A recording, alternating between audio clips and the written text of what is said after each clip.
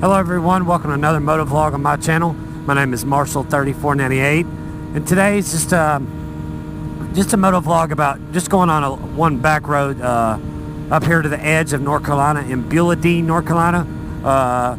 Picked it up from right in the middle of Erwin, Tennessee, and just turn left and go up this road we're on right now, which really gets super technical and super curvy, especially the more you go towards the top. We've got my buddy, good friend, riding friend of mine, Cave Troll, behind me. We're just out, me and him today, and enjoying the nice weather we're having.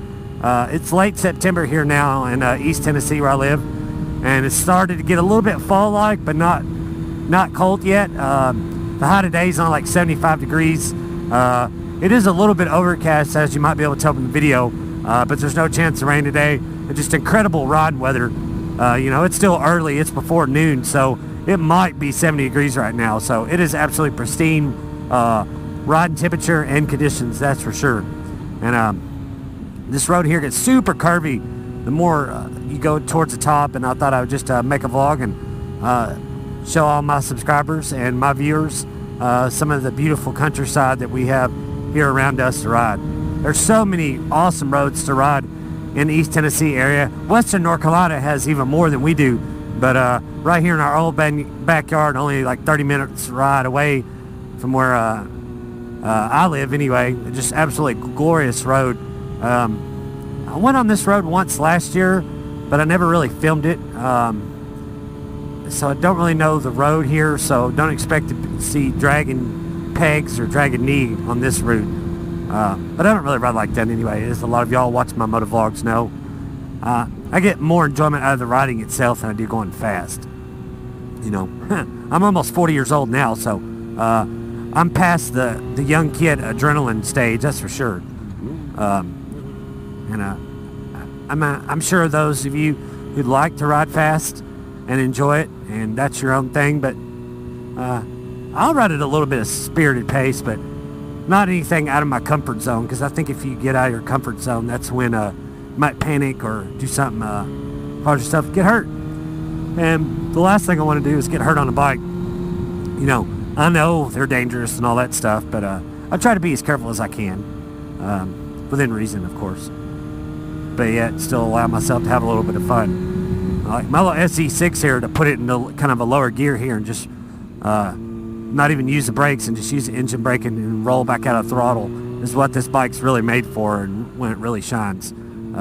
Sport touring bikes will do the same thing, but it takes a little more effort to throw those around more than this does. I don't really know how far a ride this is up here. I know we're probably getting close to it, because I remember the higher up it gets, like most mountain roads, the more curvier it gets, because that was easier back in the day to build a road, you know, more around the hills than to go through them, and that's why we end up having curvy roads, because it was cheaper back then. I'm sure to this day it's cheaper too, but back then, you know, they had limited tools and you know, less manpower, and you know, I'm sure they didn't have as much heavy equipment as we have access to now back a long time ago when these roads were made.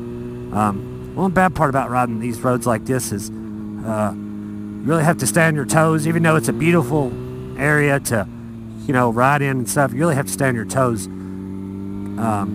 Any road like this, you know, at least around our area, doesn't really have any guardrails to speak of, because it costs so much to put them in, I guess. So if you have a wreck here, unless you get lucky, you are indeed for a big fall. The bike will be destroyed, you know, that's pretty much a given.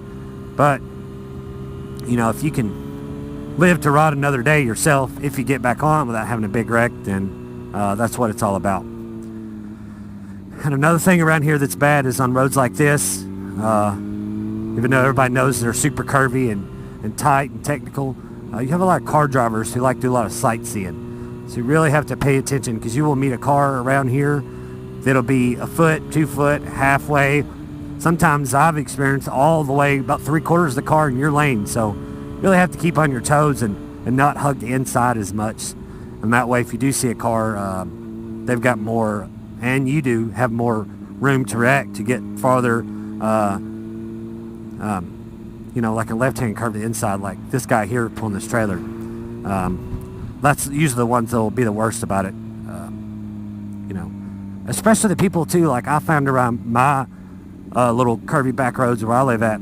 It's always the people who live there too. Like they think, well, there's not that much traffic, so I can drive like a moron and be in other people's lane. No, you shouldn't. Pay attention. You know, you're in a car or something that weighs 3,500 pounds or more, and it's basically a 3,500 pound weapon, and you really hurt somebody. Not only in a car, but somebody on a bike. You know, you hit a car pretty much head on a bike. Unless you just get lucky, you're pretty much dead. Unless, of course, you're what's the motovlogger that had that such a bad wreck?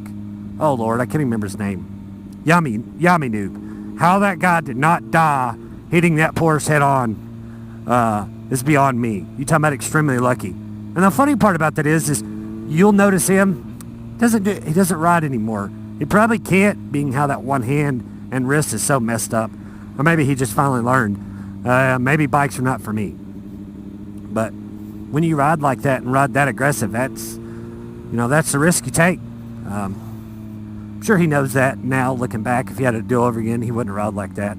Especially the first wreck he had that was so big, where he hit a boulder, 15, 20 feet off the edge of the road. How is that possible? I don't know. I guess when you're going that fast, late braking, couldn't slow down, target fixation, there's a number of things. Who really knows? But, man, some people, the way they ride. But, it's so pretty here right now, too, this area. The leaves haven't really started changing colors yet, but there's so much shade to ride in an area like this. To be over the road, and with it a little bit cooler, and as you go in and out of the shade, you can really feel the difference. The shade feels just absolutely fantastic. Couldn't ask for a better road to ride on a weekend and just out enjoying the bike. But I think we might be in North Carolina now, because North Carolina, their roads have this texture to them that almost glistens in the sunlight, and I'm starting to see that. But I never saw, unless I was busy talking to you guys, I never saw the Welcome to North Carolina sign. Whether we're already in North Carolina or not, I have no idea. But I guess we'll find out. On this town, Beulah Dean, North Carolina, really, there's nothing in this town up here. There's a few houses and a school and maybe a barber shop, but that's really about it. No big box name stores, no chain restaurants, not anything. And, only reason for really going up here with my friend Cave Troll behind me is just to get out and enjoy this road. It's not really about where we're going. It's the road going to here is just it's really pretty. I do not know how these people get out of here, in and out of here in the wintertime in the snow, though. Although our winters here in East Tennessee aren't too bad, but if you've got four-wheel drive or not, you still have to slow down coming down a hill. Oh, yeah. Now that I said something about guardrails, look, all of that. Of course, it's not on the side of a mountain either, so that's probably why. But Tennessee and North Carolina both are weird about stuff like that. Like, you get out in the county where they know it's not as populated, you won't see a guardrail for nothing. But once you get close to the city, you'll see them more. I guess where the city has more of a taxpayer budget to put stuff like that in, I don't know. But it's really odd. I don't know if it's like that everywhere in the U.S. or not, but around here, it's definitely that way. But now we're in a flat part, so I don't know how much farther we're going to go back up. So we'll see what the ride entails and how it goes. Should get, I know this is not the town yet. Like I said, I come up here once last year, although I don't really remember the route. Probably should have looked this up on Google Maps. I just took the turn that said left Beulah Dean, and I knew in the general vicinity on where we were at. Good thing about this, when you start out stuff like this, just start with a full tank of gas, and if you get kind of lost, you just turn around and go back the way you came. Not that big of a deal. Spring Creek, okay, Baptist Missionary Church, okay. I don't know.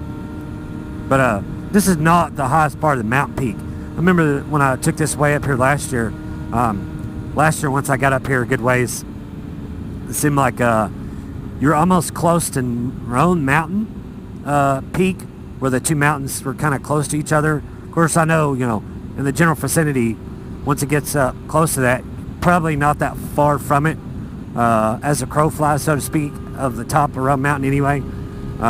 but I'm not real sure. Remember last year I took a left a long time ago before I even turned the GoPro on. Took a left someplace last year because last year, I want to say last year I used Google Maps, but I'm pretty sure I was on this way, but I'm almost thinking I made a left turn to go that way. I'm not really for sure. We'll just ride and see where the ride takes us, I guess. And hope for the best. Cave troll behind me here filled up before we left our area too, so I'm sure he's about as good as I feel as I'll be for the range. I don't think this will turn into a super long ride, but I just thought it'd be nice to get out and enjoy the nice kind of fall weather. We do have some leaves falling, as you can see, but they're not really turning yet. Last couple of weeks, or not this week, but last week before that, for like a week and a half, just really, really hot here and dry. Then we got like a week of rain and then it cooled off. So I think a lot of the leaves have just started falling just because of the been so hot. I don't know. But probably don't have too much longer. I'd say 3 weeks before Halloween anyway. It's all far colors will peak, and I'll have to go out on some mountain roads that I know of and go make a vlog with all the different fall colors on there. Although the GoPro, because the fisheye doesn't really pick it up or do any good scenery justice of where you're at. It's the only bad thing about them. Of course, you can remove the fisheye effect thing, but most people watch motovlogs and stuff, they're used to that. Okay, now we're in the town of Beulah Dean. See, this is not the way I come last year at all. Now that I remember, I don't remember seeing any of this. So, I don't know. So, welcome to town of Beulah Dean, everybody. So, hope everybody enjoyed today's motovlog. It's just kind of a, quick scenery one just to show everybody where we're going to and stuff like that. And hope everybody has a good one. And if you've not already done so, please like, share, and subscribe. And we'll see you on the next one. See ya.